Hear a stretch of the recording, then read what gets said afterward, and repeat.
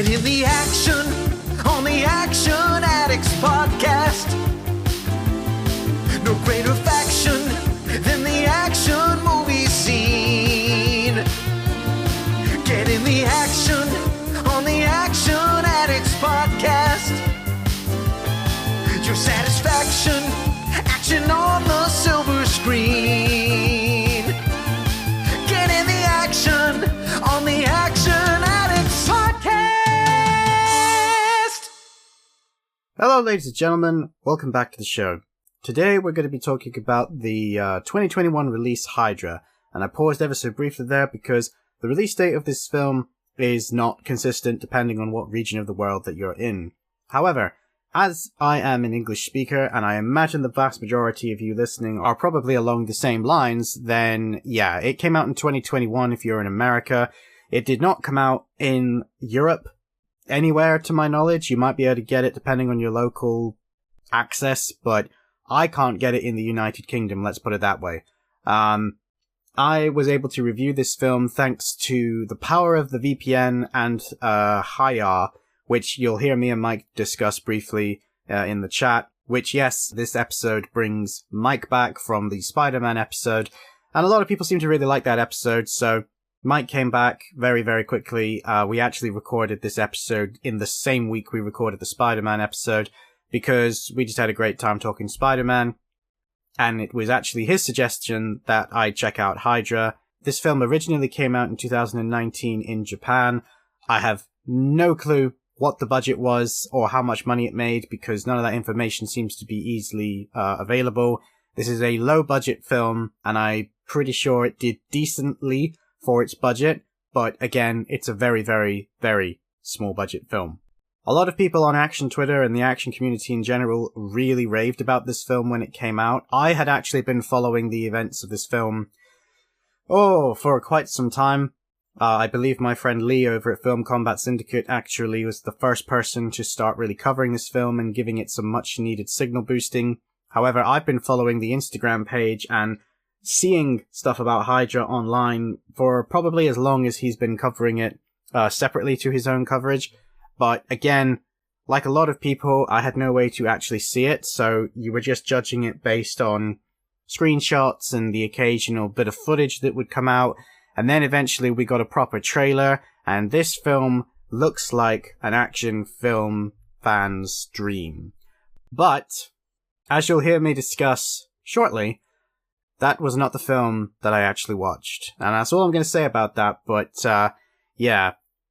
I will say right off the bat that when I first watched this film, it didn't live up to the film that I had made in my head. However, the film that I actually watched was still very enjoyable, and I liked it. But, yeah, I do think that, especially at least the American trailer, it basically puts all of the fight scenes in the film together and tries to make you think that you've only seen a taste of what the film has to offer. No, if you haven't seen this film, you've seen the fight scenes in this film in the trailer. Obviously, some of them have a few extra bits that aren't in the trailer for obvious reasons, but You've pretty much seen everything there is to see. This film is much more of a character piece and an acting journey than anything else. I, however, do have to say that if they ever manage to make another one, and as you'll hear in a bit, there's a very good chance that the people who made this film want to make another one, from the way that the story of the film goes, I would be down for that. And I think that if the second film could perhaps lean into the fights a bit harder than it does in this film, that could be a real action classic in the making. I wouldn't want them to lose the characters, and the journey that the characters go on through in this film is important. So it would still need to find a way to balance the more heartfelt moments and the struggles that the main character goes through, but I think it could be done. Like I say, I think the biggest enemy of this film is expectations. The synopsis of the film is, after retiring as an assassin, Takashi leads a quiet life as a chef at a sushi bar, where he secretly watches over the daughter of a former associate. His peace is short-lived. Soon he is recruited for a final job that he simply cannot refuse. Now, I'm going to attempt to tell you the cast and the director, but I do apologize if I get the pronunciations wrong. The director was Kensuke Sonomura, and it stars Masanori Mimoto, Miyu Tasuku Nagase, and if the first name Masanori Mimoto sounds familiar, he was in Enter the Fat Dragon and Yakuza Apocalypse. I haven't actually seen Yakuza Apocalypse, but Enter the Fat Dragon was a good, solid, fun little flick, and I'm talking about the Donnie Yen version, not the original Sammo Hung. They are completely different films. I don't really understand why they have the same name, but yeah. So I'm going to hand you over to myself and Mike, and leave you in good company. I'll see you for the outro, but until then, have fun, guys.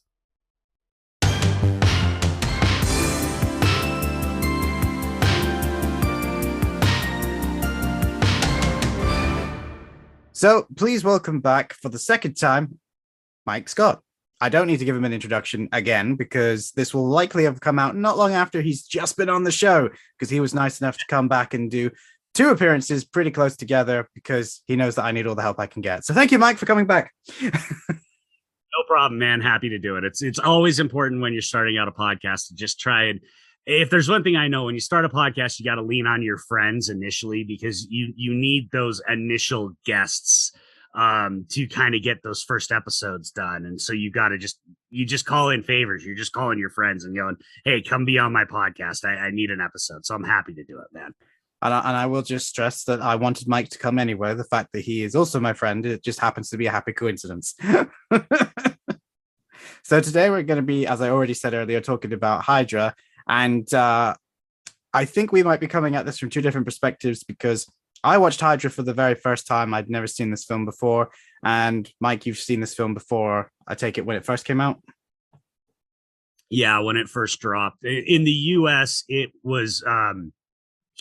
it's actually an older movie. It was released initially in 2019, but it didn't get a U.S. distribution until 2021, and it went straight to Hydra here in the U.S., which is Welgo's streaming service. And so the day it dropped, I basically had a bunch of people in my DMs being like, "You got to watch Hydra, man!"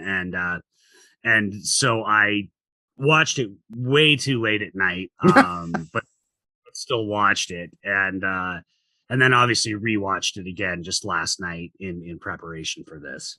Yeah, I saw your post on social media, and I saw the legions of people that were very happy that you were watching Hydra, and I thought, oh, okay. I didn't realize it had that much of a following, if that makes sense, because obviously in the UK, and I'm going to be pretty upfront about this for anybody listening, because I've had several people ask me in my DMs, there is no distribution deal for Hydra. I also watched it on Haya with the magical powers of a VPN, which I will not be explaining until one of them decides to sponsor me, and then I will happily shill for whichever one does so. But until then, Nord, listening, Nord, he's right there. So I'm going to let you start us off, because I'm very curious as to what your thoughts are, and you're the guest, and I have a sneaking suspicion that we might be having different opinions on this one. Well, obviously I'm a fan. I mean, I'm the one that suggested this one. I like this movie, and I came at it primarily because when I had people asking me about it, I looked into it some more, because it had been really kind of under the radar. And what really stuck out for me was that it's the directorial, or I can't remember if it's his debut or not, but it's directed by Kensuke Sonomura, who is one of my favorite Japanese action choreographers, stuntmen, action designers. Has done just an absolute buttload of great Japanese action in his career. And so of course I wanted to see it. And then, I watched it, and it was not, I will fully admit, it was not the movie that I was expecting it to be when I started watching it. Because it definitely doesn't have, it is not wall-to-wall action. I mean, it's almost this weird, quirky indie coffee shop comedy drama, and then like this martial arts Yakuza movie breaks out, and so it is a bit strange. I can understand why for some people it might not be exactly what they want or what they were expecting. But the thing that ultimately, and like I said, when I first watched it, I was watching it way too late at night. It was like maybe 2 a.m. when I was watching this thing. And so I'm struggling. But then we get to the two fights, and obviously we'll talk about those. There's two fights that sort of make up the end of the movie, and in particular the last fight. Yeah. And I immediately bolted up out of my chair thinking, I've never seen a fight like this in a movie before. And I'll break down, we can break down why, but all of a sudden that like characterized everything for me. And then watching it again last night, knowing what the movie is, I loved it last night because I was able to actually revel in the little witty banter and stuff that's going on in the restaurant, and our boy Common Rider Beast being this lovelorn sort of douchey waiter, but that's actually a good guy and stuff like that. So I really enjoyed it.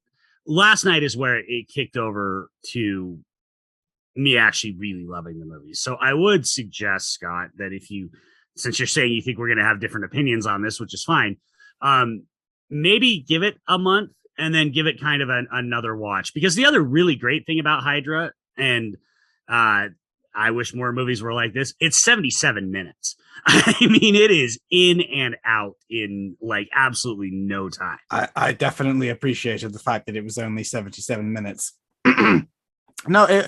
To be clear, my thoughts on the film were kind of similar to something else I watched this week, in that I enjoyed it, but I don't think it left me a bit confused and cold to begin with. And then I've thought about it since, and I do agree with you that I think that the ending of the film helps give the other scenes more meaning.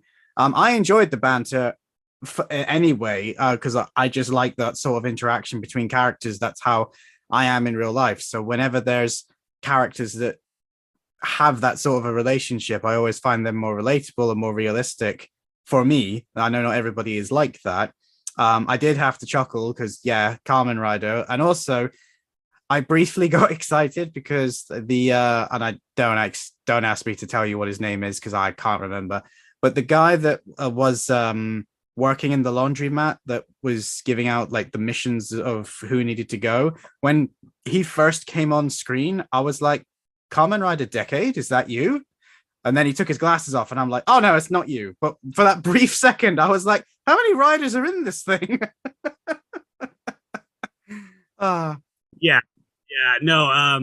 It is funny because I forgot when Beast shows up, and Tasaku Nagase is his name, or I guess Nagase Tasaku, but I actually recognized him more because it's been so long since I've watched Wizard. I actually recognized him more from the other show that, the other Japanese thing that I flip shit for all the time. He's in High and Low. And so I'm like, oh shit, he's a rude boy. And then I'm like, wait a minute, he's also Kamen Rider Beast. And I knew that when I watched High and Low, because when he showed up in High and Low, I was flipping out to my wife that it's Kamen Rider Beast. I now High and Low has so like supplanted that in my memory that it took me a while to remember that he was Beast.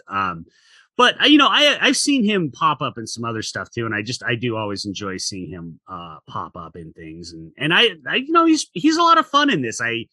I don't know how much, Scott. I don't know how much you want to spoil this. Should we? Yeah, no.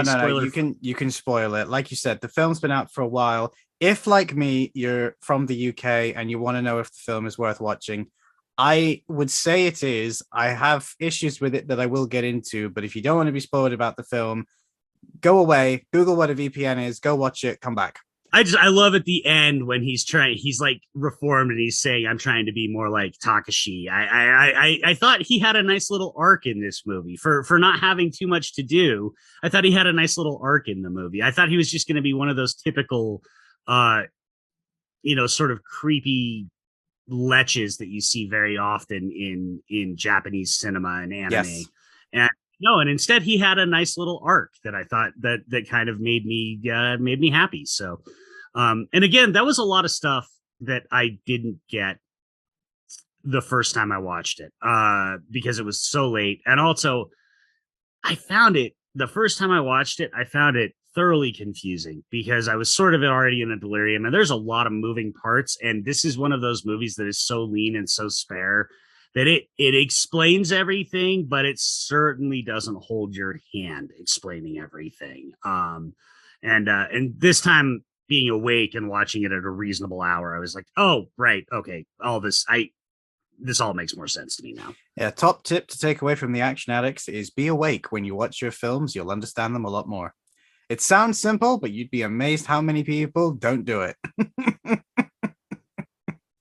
Well, and especially because sometimes, you're going to be in this boat now that you're starting this podcast. Sometimes you just have to watch movies. If you're like me, I certainly would never call myself a critic, but I do occasionally write for websites, and I obviously have podcasts. And sometimes you just have to watch a movie, and you don't necessarily get the luxury of like watching it in the optimal circumstances. You just kind of have to watch it when you can.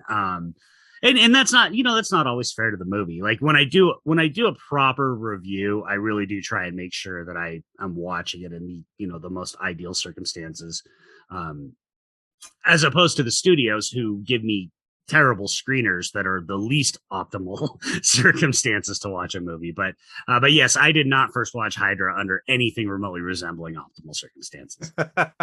See, it's funny because I remember finding out about Hydra before it had a US distribution, and I'm pretty confident that it was because of our friend Lee over at Film Combat Syndicate. I'm pretty sure he was promoting the hell out of it pre it getting any kind of a deal. And I remember following them on Instagram, seeing the footage and being very excited. And then I think the biggest problem, and again, it's not the film's fault, and it's not a case of it wasn't what I wanted, because what I got, I actually quite enjoyed. Its biggest problem is its trailer. And this is because a few of the things I'm going to say all come under the same umbrella. And it starts with the trailer, which is that the trailer was cut and edited in such a way to make you think that you were watching a low budget martial arts film, that the second the story is, here's the setup, but really you're here to watch these ridiculously quick fights. It's like, this is like, the next Broken Path, maybe. And of course, then you realize, no, if you've seen the trailer, you've seen the fight scenes that are in this film, because I can count them on 2 fingers. They're the 2 you've already mentioned. That's it. But I think, like you said, because the rest of the film is quite endearing and the characters are so well thought out and fleshed out, that it feels more like, to go back to what you're saying about an anime, this is more like a slice of life anime that then at the very end crosses over with a completely different type of anime, completely different show, completely different film. And you just kind of get to go into that world for all of maybe 10 minutes. And then you're like, right, now we're going back to the cafe and we're going to pretend like that didn't happen, because that's the whole point of his character. But it really did remind me of direct-to-DVD films that used to be dime a dozen, for want of a better phrase, in the late 2000s, early 2010s, where the trailers would stuff it full of all of the best bits, regardless if it was representative of the final film or not. And then the actual film would not live up to the trailer, even though they were good films. And then, in my opinion, that led to a snowball effect of a lot of these direct-to-DVD folks that work on these films not getting rehired, because they're like, well, your films don't make any money, but you're misrepresenting the film. And there were so many things that I picked up on that made me think this really feels like that it is a film from that era, because some of the panning shots over the city really felt like it was just B-roll footage that somebody else had shot and then they, put on their film afterwards. A lot of the sound effects had that really weird droning melodramatic music that's like, is this music or is this just someone holding a key on a keyboard? But again, it was only when they were transitioning between scenes, because it was a case of you could almost hear a voice in the background going, please don't notice that we can't afford to do these scene changes. We're actually shooting all of this in the same 2 locations, but shh. But that's not a negative. I really like the fact that they were smart enough to write a script that was self-contained to only a handful of locations, but it almost felt like there was a producer going, we need to make it bigger to get people's interest. And I think you're absolutely right in that, no, they didn't need to. The fights that they had were really well done, and we'll talk about them in a minute. But also, if it had all just taken place inside that cafe, apart from the fight sequences, I wouldn't have cared. I didn't need to go to his apartment. I didn't need to go outside and pretend like we're going across cities. You know what I mean? Yeah, no, it is always, and that is the thing for people. If you haven't seen it, I mean, this movie was made, I don't know what the actual budget was, but it was you know, it was $1.50 a dozen pizzas and a case of beer. Is what because everybody in this movie, for the most part, is part of Sonomura's team. They've worked with him before. Uh, um, Miyamoto Masanori, the main character Takashi, he's been a long time stunt and action guy in Japan. He's worked with Sonomura before, and so a lot of this was them just deciding they wanted to get together and make a movie. And I that's me, Scott. I love DTV. I love indie action. I mean, I love that, and I know you do too. And so I do appreciate it. But there is a thing there that yeah, when you've got a trailer that's trying to make a movie that is a bunch of friends, over 2 weeks, living on pizza and beer and doing choreography and stuff like that, you try and make that look like a John Wick movie. That does set your audience up, your potential audience up, I think, for a bit of a letdown. And that was definitely part of it for me, because even when I first saw it, I had so many people tell me, and you're right, Lee was really championing this back in 2019. There was a bit of me that was also, I think, a little bit disappointed by the movie when I saw it, because I was expecting I was expecting Broken Path. And that is not at all what this movie is, except for 4 minutes at the end. 4 minutes at the end, but also earlier on, you do get that lovely exchange between his successor and the villain, in inverted commas, of this. Yeah, and those are, but that is really, and that was one of the things I noticed on second rewatches, or on rewatches, how much more I enjoyed the anticipation of those fights coming, because I knew they were coming, but also how much kind of sweeter they are. Not sweet like kind, but sweet as in like fucking sweet. There isn't that much other action in the movie. And where I thought that was a detriment the first time I watched the movie, I now think it's actually a strength.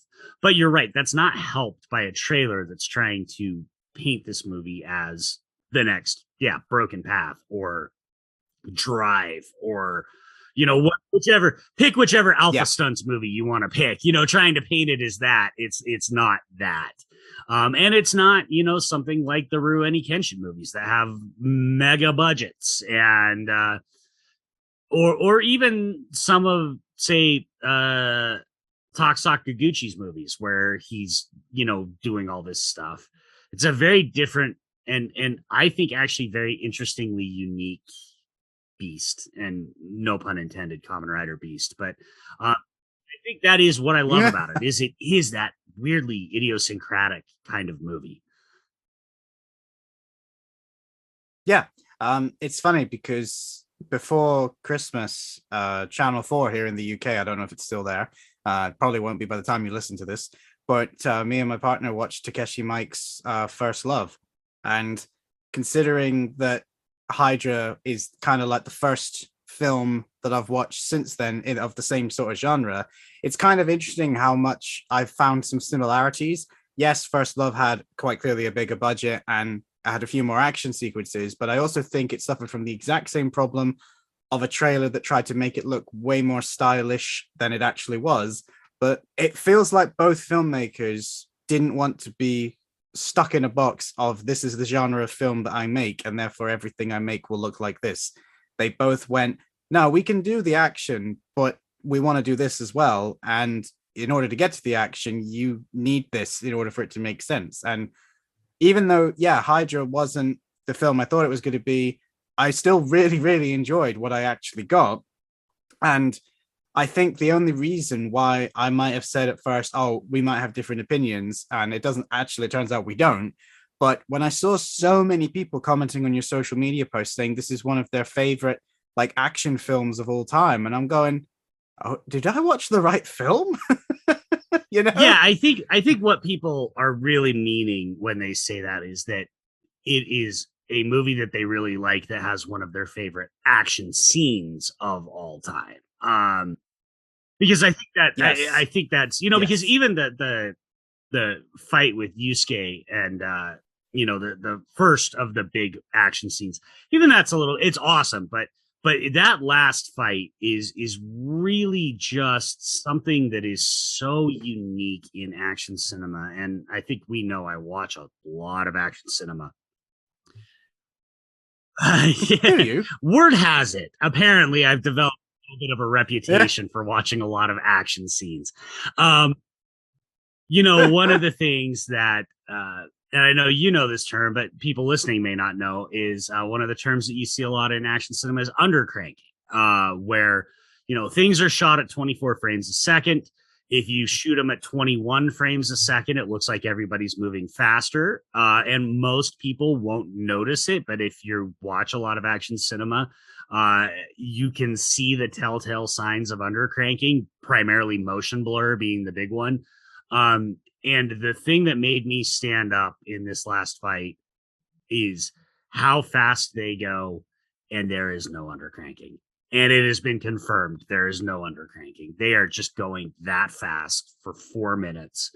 And man, that's special. I mean, and I think that is the thing that makes people, when they're saying it's one of their favorite action scenes, I think it's hard for the high of that scene not to like make you just remember the entire movie as being something different than what it is.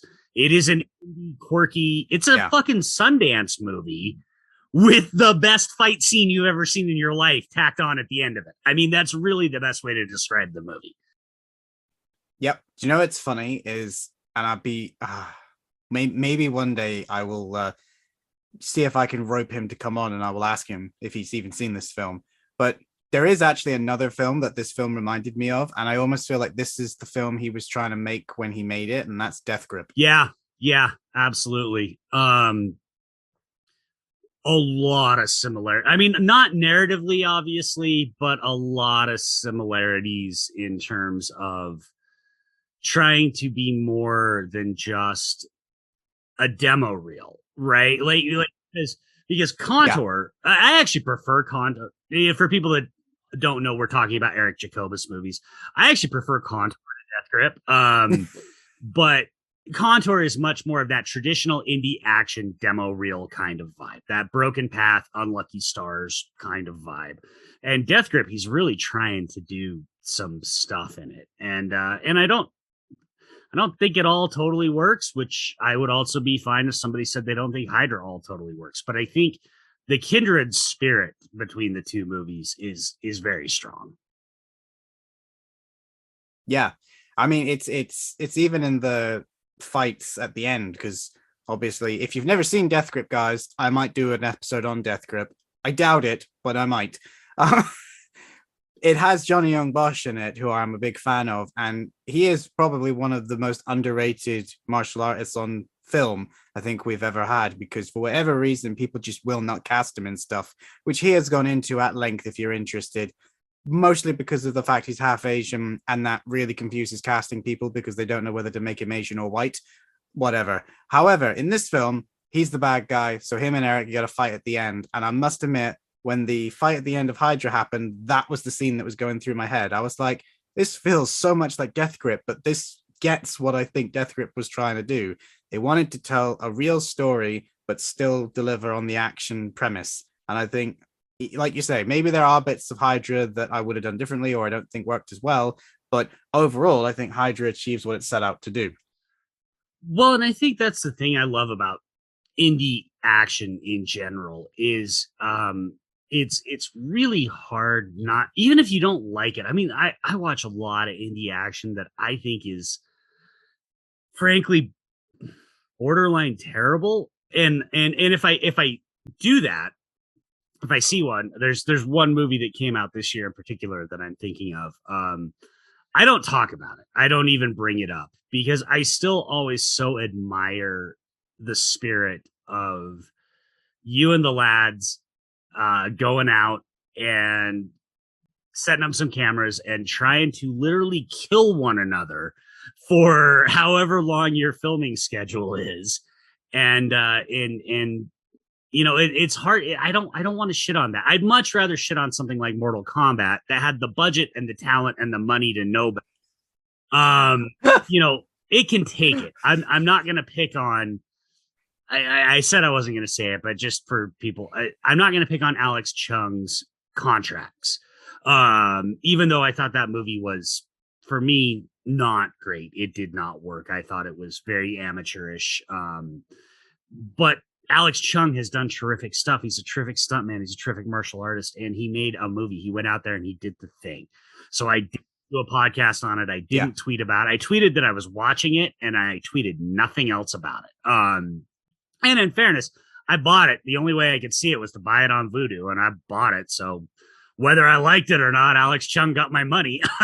But the thing for me is all these indie action, low budget action movies are messy. They're never going to be perfect.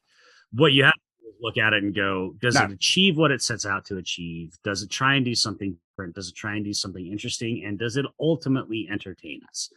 And I think Hydra ticks all those boxes. At least it does for me. Yeah, I mean, I will quite happily say, to give a comparison before we start sounding like we're going off the deep end again, because we're not. This is all relevant to Hydra, people. I own Unlucky Stars on Blu-ray. I ordered it when they did that limited run, but I also have the original Vimeo release that they did. That was video on demand. I still have that file because I downloaded it, because that's what you did once upon a time. Filmmakers started to release this stuff on Vimeo, and then that went away, but I still had my copy, and then they brought it back because of issues with licensing that is too complicated to get into, but they did a director's cut version of it. So I bought that version as well. So I've bought Unlucky Stars 3 times and have like 3 different versions of it. And if Hydra ever figures out a way to release in the UK, I will happily buy it again on Blu-ray, and a copy that works in my country. I must stress, people of the internet, because telling me it's out on Blu-ray is of no use to me. It doesn't play in my region. But I agree with you. I think Hydra is worth watching, and I think we can get into it a bit more now because I feel like we've danced around it for a while. But let's start with the fights and then retroactively go back to the non-action, because I think, like you said, the fights were the main selling point. So let's just talk about that to start off. Sonomura, Masanori, they've worked together for years. They brought their team essentially. But for people that haven't seen it yet, the entire thing about the fights is, first of all, they're, like we talked about, they're at full speed, essentially. But they're also very tactical, very down and dirty. There's a lot of defensive movements in it, a lot of redirecting punches and things away, not like this very stylish, nobody in this movie throws a roundhouse kick. Nobody in this movie is doing big haymakers and stuff like that. It's a lot of really in close, a lot of really back and forth, hand to hand kind of stuff. But a lot of it is about directing away. Somebody's coming at you. You're not doing these Shaw Brothers, these old school Shaw Brothers kind of, and people, it's not video, so people can't see, but I'm doing the, like, where you do the, and they're all doing elaborate blocks and stuff like that. It's much more fluid, and it's much more about redirecting the person so that you can open up, and, sort of a point of attack. And I'm not a martial artist. I have practiced it off and on at points in my life. I know literally enough to get myself killed in a fight. So I would never call myself a martial artist. But of the stuff that I have practiced, that's a much more realistic way of filming a fight, because that's really what you are trying to do. You're not going to do these elaborate blocks and stuff like that, especially if you're talking stuff like, sort of some of your newer hybrid martial arts, where they blend things like Kali and jujitsu and Jeet Kune Do together and stuff like that. Yep. And so I really thought that the choreography here, if you can even call it choreography, I mean, I'm sure it's choreographed, but it feels so authentic that you're literally like, did Sonomura just tell these guys, like, just try and kill one another for 4 minutes? And I mean, that's really the best compliment you can give to a fight scene, right? Is it looks like the best choreography doesn't look choreographed. And this movie absolutely nails that. Yes, I can remember having a conversation that over years turned into an argument with my granddad about whether or not fight scenes that Jackie did were choreographed, because he read somewhere in a magazine that they weren't, and that the people doing the fights just basically said, Jackie, go fight those guys, and it was all done live. And I'm like, no. And it's true of every fight scene ever made. Yes, there are fight scenes that are made on the fly and built one move after another, but most of the time that's not how it's done. And like you said, I think that the fact that these look like actual fights done by superhumans, I will add, because no one in their real minds has the stamina that these guys do when they're going at it in a fight, especially if, like the majority of us, you're not at the peak of physical human condition. You are not going for 4.5 minutes like they do, and that's why it's so enjoyable. I'm not a master, so to speak, but I have practiced Krav Maga for a while, and that funnily enough, that joint system you just mentioned is something I'm actually hoping to start next year, with pretty much those styles minus the Kali, irritatingly.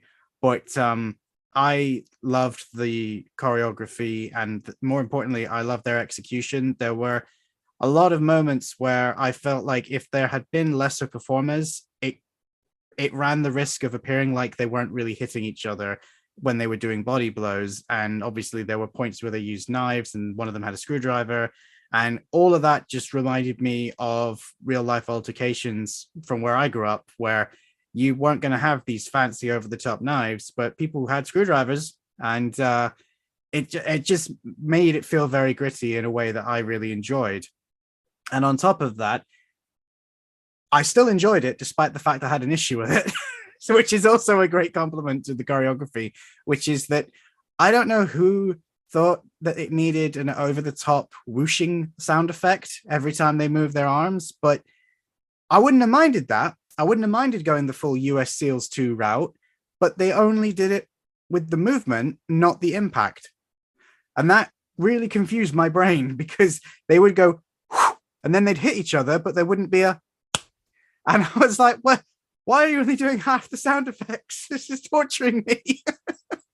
Yeah, I think that and that's actually a common complaint that I've seen about this movie online, is that it does use very excessive whooshing effects, and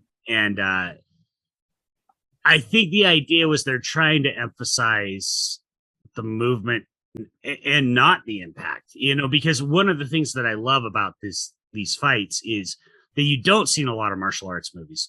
So much of actual proper self-defense is about not getting hit.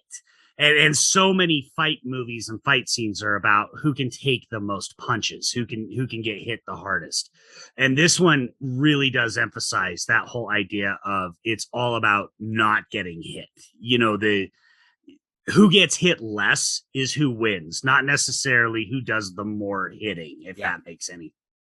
But I've certainly seen a lot of people criticize the whooshing. I'm just a sucker for whooshing. I'm always going to be a sucker for whooshing. So for me, it didn't bother me at all. But I think that's a perfectly fair and reasonable criticism, because it's definitely a very heightened, sense. And it is a bit weird that you get the whooshes, but not the cracks of the impact. It's a stylistic choice, but I understand why that might not work for everybody. I will say, though, this is why we have Mike on the podcast, ladies and gentlemen, because I like hearing the different perspectives and the different points of view. And it never occurred to me that the fact that they were trying to emphasize the movement of the style is the reason for that. It just my brain automatically defaulted to someone didn't edit this very well. But that actually is a better answer. And you know, I could be talking out of my ass. It may very well be that someone didn't edit it very well. That's just how I saw it. And I when it comes to this kind of stuff, I'm always a very half full kind of guy. I always try and assume that a decision that seems weird to me is a stylistic choice, not incompetence. Most of the time, it's probably actually incompetence, but I try and assume that it's a stylistic choice. I just find I don't know. It's just how I look at movies most of the time, unless they're $70 million martial arts movies from Warner Brothers. I am not going to let Mortal Kombat go, man. I'm just going to keep shitting on that movie until the heat death of the universe. It can be a recurring joke for now and for forever. If ever I want to get a hold of you, I'll just text "get over here." But just quick. Well, I say quickly. This one isn't going to be as long as the Spider-Man was, folks, because the Spider-Man one, I feel like we could have gone on for hours and probably never stopped talking about it. This one doesn't have that problem. So I'm just curious, what were your thoughts on the actual story of the film? think it's actually, I hate that every action movie gets compared to John Wick now. So with that being said, let me say, I really liked the John Wick-esque nature of this movie in the regards that it very subtly builds, and very specifically John Wick 1. Because obviously now that we're at John Wick 3 and 4 is coming out, they've got this whole elaborate mythology. But, you know, if you remember in the first John Wick, this whole world was pretty subtly introduced. Yeah. And I like that this movie kind of does that too. We've got these warring factions where we've got the Tokyo Life group that Takashi worked for initially, who is apparently they're hired by both the police and they're like fixers is the gist I got out of it, essentially, that they're hired to take out corrupt people who are messing with the status quo. But then we've also got this other splinter group that's just assassins for hire. That's basically the Yakuza. And then we have all these corrupt cops, and they're all this whole world is very interesting. But I love that the movie doesn't really dwell on it. It gives us just enough for flavor because it doesn't lose sight of the fact that Hydra, I mean, the name of the movie is named for the restaurant in the movie. It doesn't lose sight of the fact that Hydra is the most important part of the movie. It puts these things out in the margins to explain why Takashi's looking over Rina and why he feels so beholden to her, and also why he's such a badass when it's time for him to actually go off. I liked it, and I really liked the sort of, I'm a sucker for the like guilty hero, you know, former bad guy seeking atonement trope. I'm just such a sucker for that. And it's this movie has that in spades. How about you, man? What do you think? Well, first of all, I'm so shocked that you enjoy that when you said how much you enjoyed Daredevil and his guilt. So I'm so shocked to hear that you enjoy bad guys that are wrestling with their struggle to atone. Yeah, I love a good redemption story, man. I am a sucker for a good redemption story. That shit is like heroin to me. Just inject it straight into my veins. It's funny, actually, because just before I say my thoughts on Hydra, I genuinely believe that is the reason why I love the first Expendables so much more than arguably the better second one. But the first one is the redemption story for all of them. And the second one is just an action film. Yes, it's a better film in almost every way, but the first one has that story of redemption. And I agree with you. I think redemption stories, whether they're played seriously or even if they're just an excuse to kill a lot of people in really interesting and fascinating ways, it's one of the few narrative triggers that I think everybody can relate to.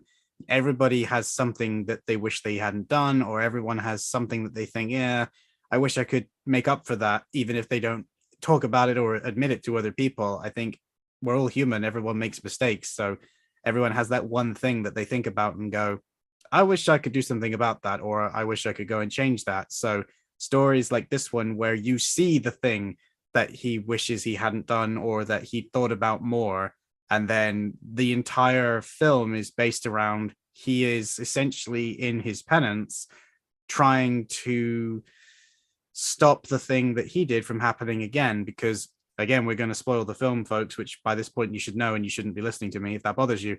But we find out that Takashi basically killed Rina's dad, and it's because of the organization that he worked for, the Tokyo Life Group. But the reasons, I think I'm understanding this right, the reasons that he was given for why they killed Rina's father were false. And that's when they discovered that they were actually being manipulated by this second group. And so you get a story that we have arguably seen in a lot of films that involve assassins and secret groups. But I really like the way it was executed here, with one pin I'm going to put in the board that I'm going to come back to in a second. But I really enjoyed the actor for the way he portrayed somebody that is trying to just do one thing with his life. Like, I got the distinct impression that if Rina didn't need him, I don't think he would still be alive.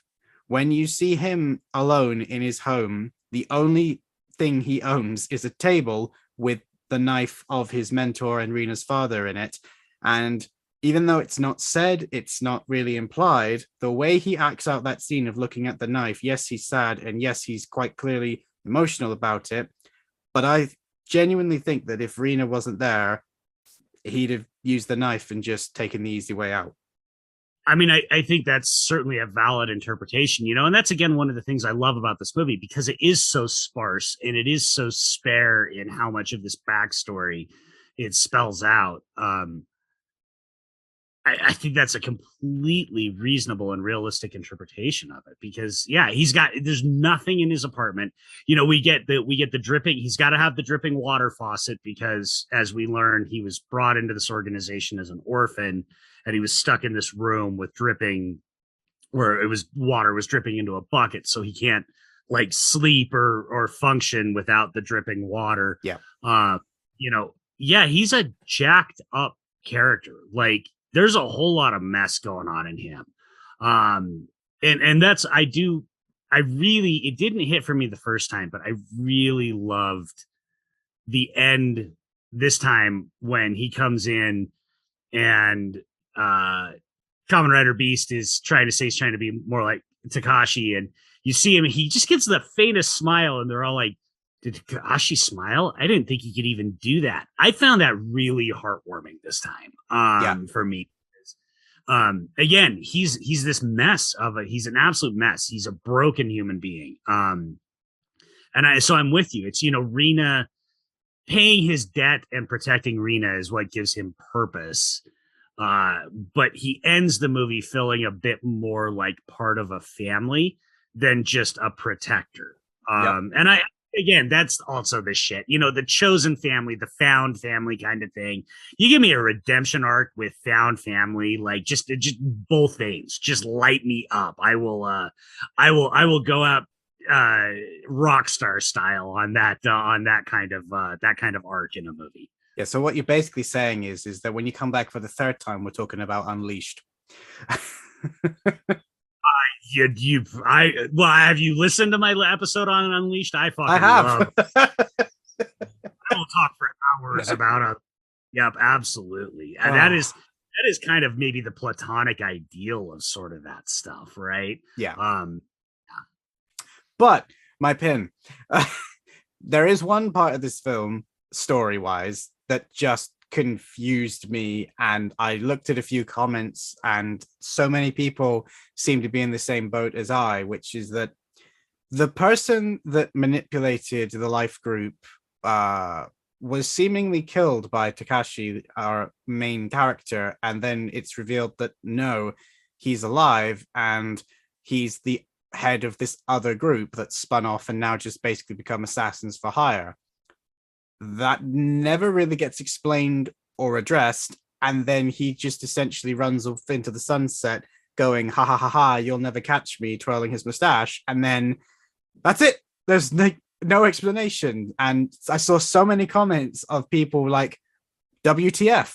And someone actually put, was that like hoping that it will get a second film, and that's what it was, like, sequel bait? But I don't know, it just felt so out of place. Like, you really didn't need that moment. just the revelation that he was still alive, just seeing the ring on his finger, that was kind of like oh, okay. But then to actually get that whole sequence where they have this weird mini confrontation, he shoots someone, he dodges a bullet out of nowhere, I will add, just completely destroying the realism of the film that we both said we liked, and then just leaves. It's like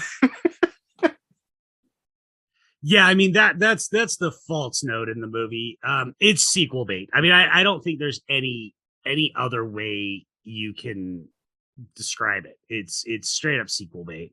I think if you're trying to, if somebody's trying to come up with some other explanation for it, you're trying too hard. I think it's simply a matter of them just trying to establish some sequel bait. I think it feels weird too. It's not the part of the movie that I think works great. It's fine. It's relatively, like everything in the movie, it's relatively short.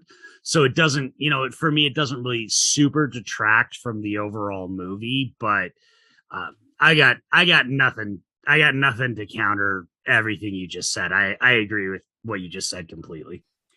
Yeah, like I said, it didn't ruin the film for me, but I was kind of just sat there like, what just happened? I feel like we just went into a completely different film.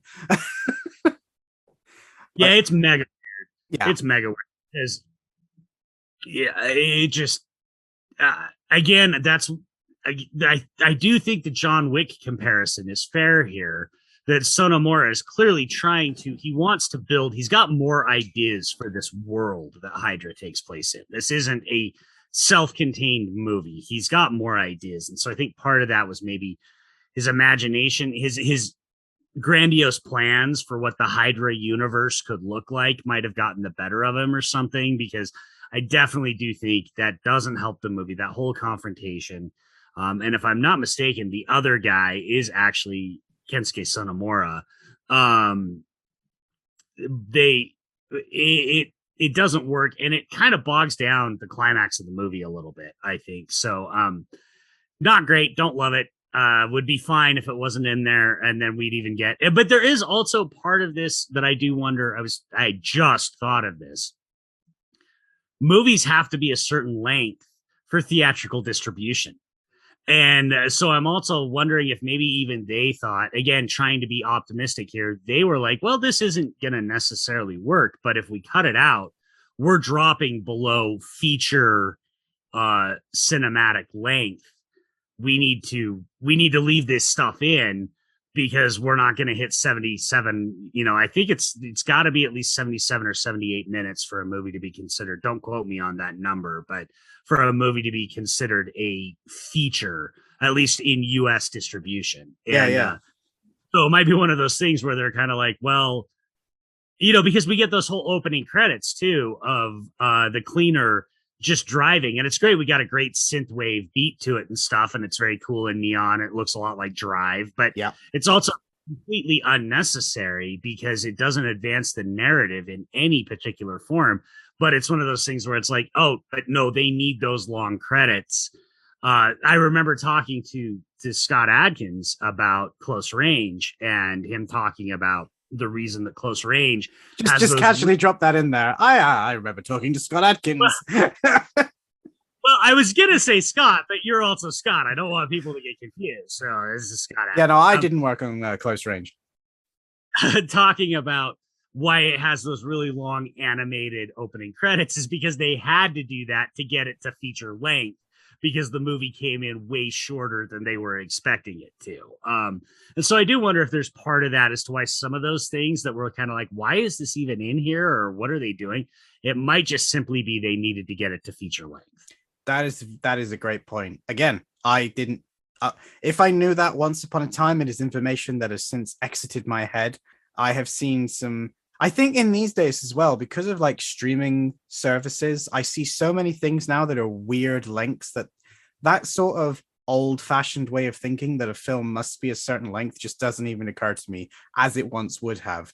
So yeah, that's probably actually a really valid point. I mean, in a perfect world, you'd have liked to think they could have just given us another fight sequence, but that would have taken a lot longer to film. Whereas what they did instead is probably the simpler solution.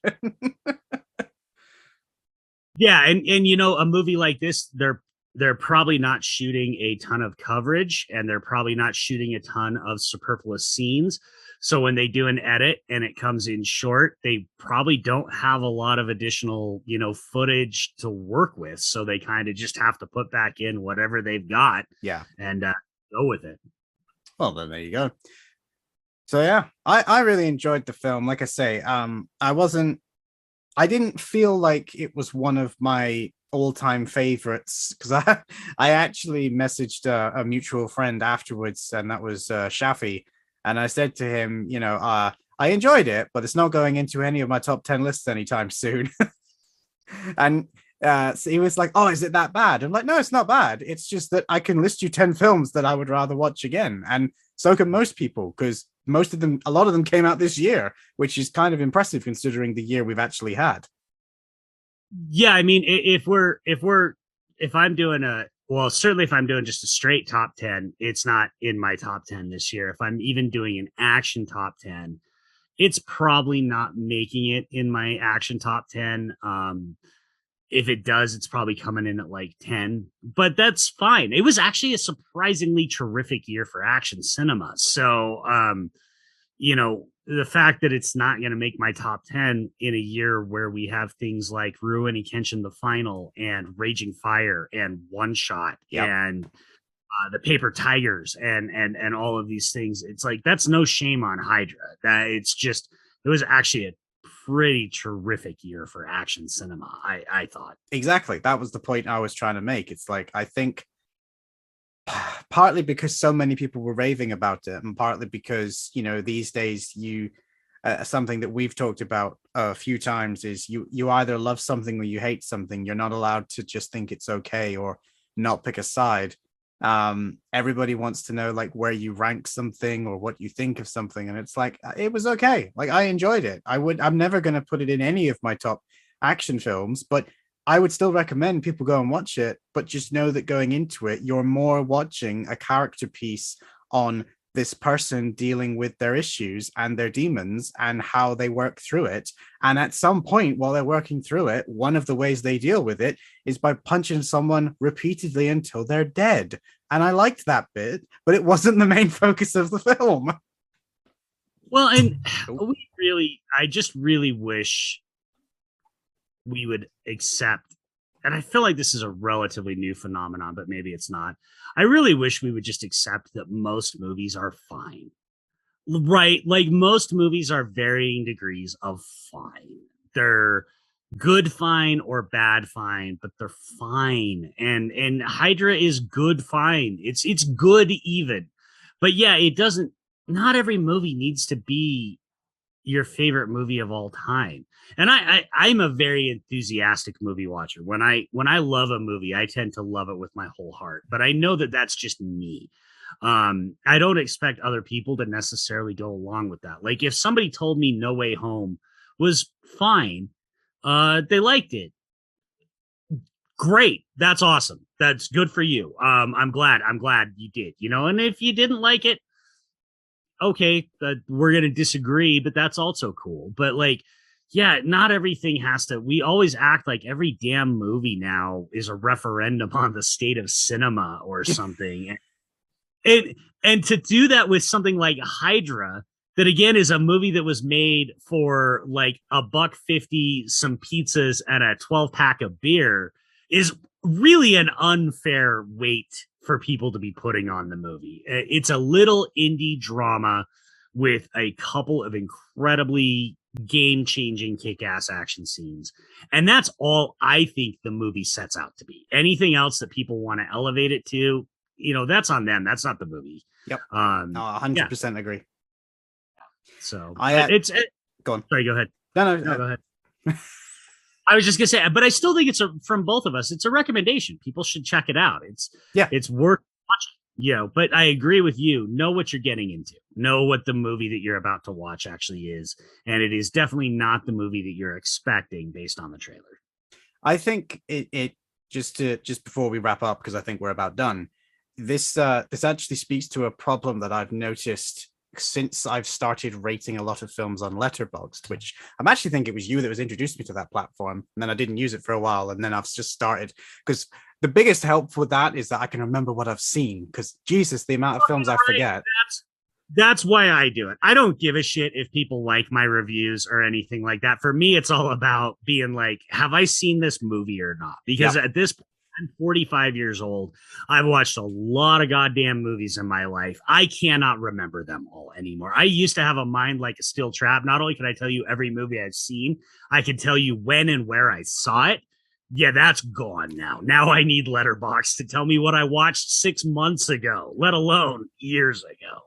Yeah, but I also think some of that is due to the fact that because of the way the last 2 years have been, people's consumption of media is far higher than it's ever been. Streaming platforms have everything available. You know, today, for example, at the time of recording, it is the 31st of December. Cobra Kai season 4 just came out, and I already have seen people tell me that they've seen the entire thing. It just came out today. Even if I could do that, which I couldn't, I still wouldn't, because I don't want to burn through it in one day. But that is the world we live in now. Everyone, the second something is out, you must watch it. You must have thoughts on it. And which side of the fence do you sit on? Did you like it or did you hate it? And that's going to decide going forward who is going to interact with you online. And that's one of the reasons why, until I started interacting with Action Twitter, I very rarely posted what I thought of films and TV online, because I know for a fact that some of my opinions will not go down well with people, and other opinions that I think are completely harmless will still find somebody that doesn't like it. And that happened to some friends of ours quite recently, where they managed to tweet something out at no one, but someone found it, sent it to the people they knew wouldn't like it, and then brought them all in to have a go at them. Yeah, it happens. You know, Twitter has become a just absolutely terrifying app for me to use, just for that very reason. I find myself prefacing almost everything that I say, you know, because you just never know when somebody is going to call down a dog pile on you. And so many of our friends have had that happen to them, where they've just walked into, you know, something where they make one statement about, you know, whatever, some group, say Snyder Bros, notorious for this, right? They make one statement about them, or they make a statement like right now, currently on Twitter, the thing is, don't look up. And Adam, like, people are harassing, dogpiling people over a fucking Adam McKay movie. Are you kidding me right now with this shit? The guy that made Talladega Nights has stans who will harass people. Okay, but that, I mean, but the app, you know, that's a feature, not a bug in Twitter. They want that. That's what they want. And also, sorry, I don't think it's necessarily that he has stans. I think it's that the people that are saying these things have haters. And I don't mean the word haters as in like a really simple thing. What I mean is that there are people out there that are deliberately disagreeing with them because they are saying something. It doesn't matter what that person's opinion is. Whatever they say, these people will disagree with it. They have come to the party with a Google and a knife and a fork to go, right, what have this person said? Cool, let me Google it. What's the opposite opinion? Excellent. This is what I think. And they just regurgitate whatever the opposite is, because I have seen that with so many topics, and it's so difficult now to have any kind of nuanced conversation, because I see it from both sides of the fence, where unless you're on their side of the fence, they're not interested. Doesn't matter what your opinion is. It's just, no, shut down, get out of here. And that's a totally different topic for a different podcast, but one I will happily rant about anywhere, but not here. However, gotta go very off topic there. The reason why I brought it up is because Hydra is a tiny indie film, and if I was to put a review in stars on Letterboxd, which I've just this second realized as I'm speaking I haven't done, but when I do, I know that some people are going to be like, why did you rate that higher than, say, Shang-Chi? For sake of argument, that just was the first thing that popped into my head. And it's like, well, because Shang-Chi was a multi-million-dollar movie by one of the biggest corporations on the planet. I expect higher standards of it. because I rate a film 4 or 5 stars, which I will often do, and they're these tiny indie films, it's because the fact that they exist in of itself is an achievement. Shang-Chi is not an achievement. It's Phase 4 Marvel. It's like a cookie cutter standard now. It's all polyester wrapped and ready to go out the box.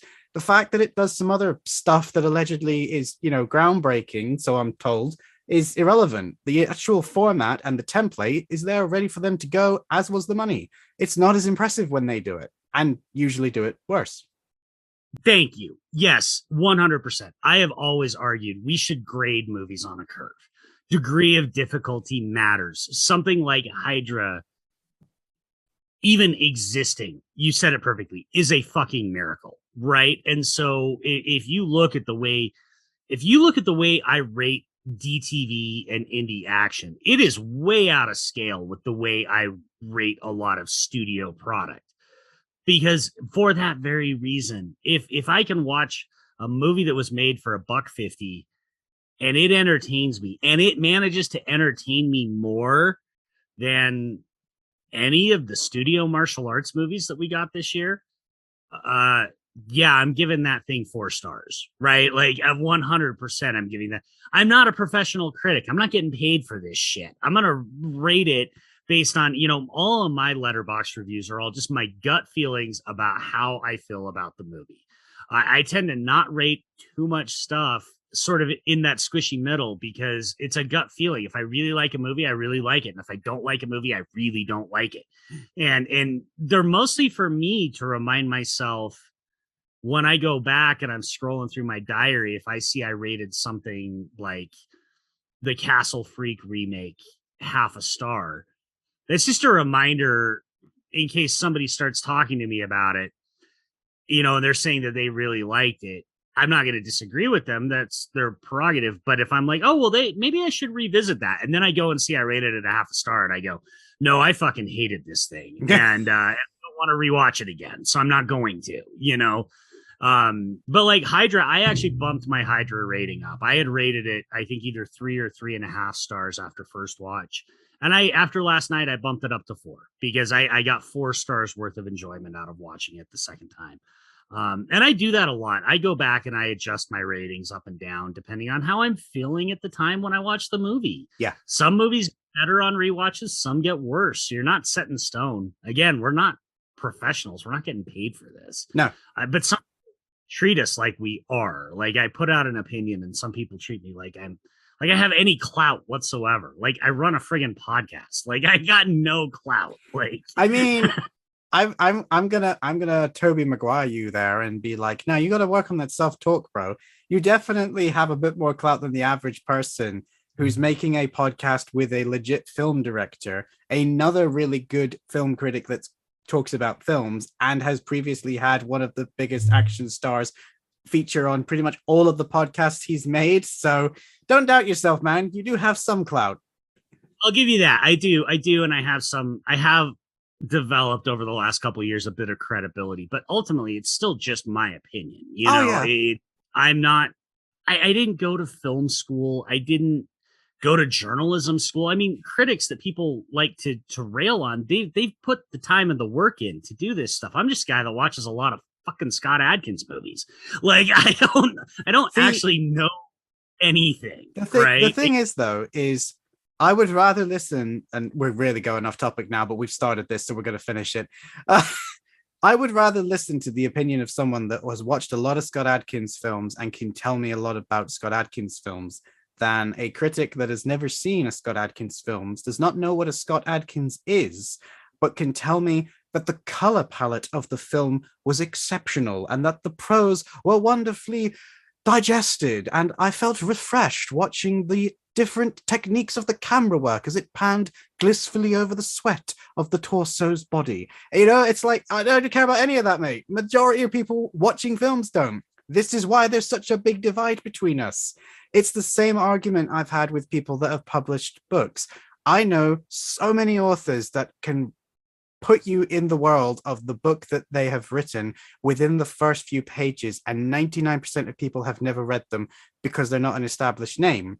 But the people that went to school to learn how to do this properly, they're sat right next to them both watching the person that wrote 50 Shades of Grey make millions and signing their books. And that book wouldn't even get graded an A in a high school English paper. No, not at all. No, and that's the thing. That's why I do try and stay in my lane. Because yeah, I'm pretty confident in saying that I'm not trying to be arrogant here, but I think I'm probably one of the 5 foremost experts on Scott Adkins in the world. So I feel pretty confident when I talk about Scott Adkins that I do have credibility there, right? I do have, I mean, I know his movies better than he does. The amount of times I've talked to him about movies, he's like, that happened in that movie? Really? I don't even remember that. But I'm not going to talk about, and that's why I don't talk about things like fancy dramas, because I watch plenty of those too, but that's not my lane. I don't have the knowledge base to be able to really talk about those. Those are a lot more just, I liked it, I didn't like it, kind of thing. I'm like, we are going off and we got to wrap this up, but the last point is just, I just watched Encanto, the Disney movie with the music by Lin-Manuel Miranda, and absolutely adored it. Just absolutely adored it.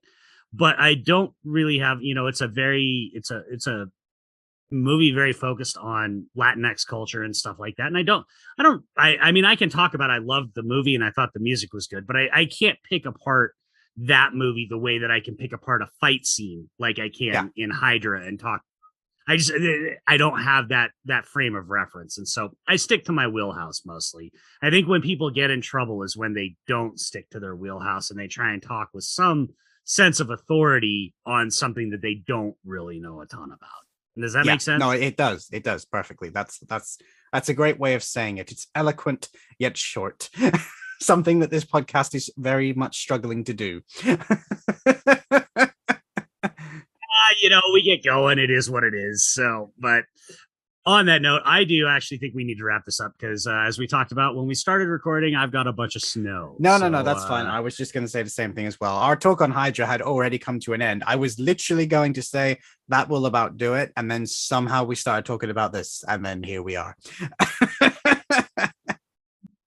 And we vowed when we talked the last time that we were not going to go longer than the length of the movie. And we are not as yet at the length of the movie, but we are getting real close. Okay, let's cut it right there then, folks.